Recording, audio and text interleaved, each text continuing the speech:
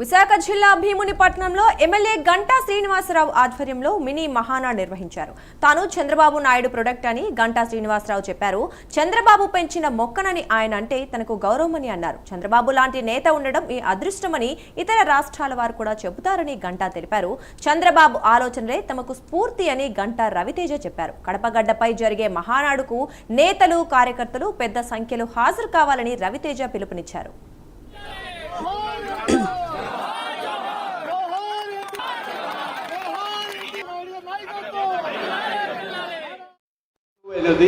దేశభక్తులారా, చంద్రబాబు ఆశయలే సారథ్యం మీరే, చంద్రబాబు స్వర్ణాంధకు నిర్మాతలు మీరే.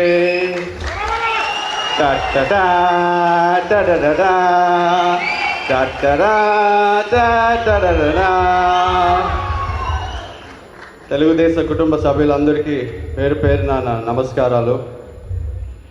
ఈ పాట ఎందుకు పాడానంటే, సరిగ్గా 30 సంవత్సరాల కింద మన ప్రియతమ నాయకుడు, మీ అందరి నాయకుడు, మన అందరి ఎమ్మెల్యే శ్రీ గంటా శ్రీనివాసరావు గారు అనకాపల్లిలో పోటీ చేసినప్పుడు ఇదే పాట నేను క్యాంపెయినింగ్లో నాకు అప్పుడు 5-6 సంవత్సరాలు ఉండేది.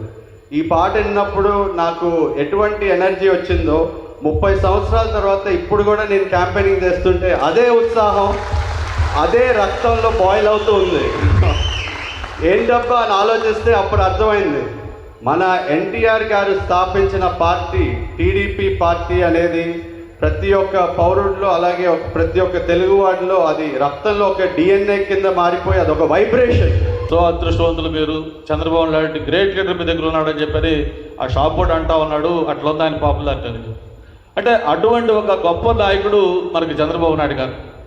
సరే, ఆ తర్వాత ఇప్పుడు మన యువ నాయకులు, ఇందాక రవితేజ చెప్పాడు, లోకేష్ బాబు గారు.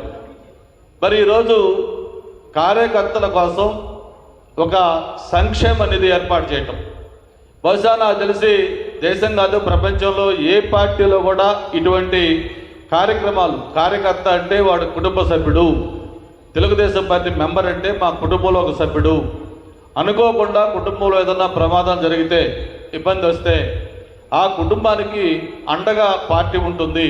వాళ్ళ పిల్లల చదువు, వాళ్ళకు కావాల్సిన వైద్యం, లేదు ఇన్సూరెన్స్ ద్వారా ఒక 5 లక్షల రూపాయలు, ఇంకా ఇతరత్ర ఉద్యోగం, ఇట్లా ఏది కావాలో అవన్నీ కూడా చేసి ఆ కుటుంబానికి పెద్ద లేడు అనే బాధ లేకుండా మొత్తం చూసుకునే బాధ్యత కూడా ఈరోజు తెలుగుదేశం పార్టీ కల్పించిందంటే దానికి 100% ప్రధాన కారకుడు మన యువ నాయకుడు లోకేష్ బాబు గారు.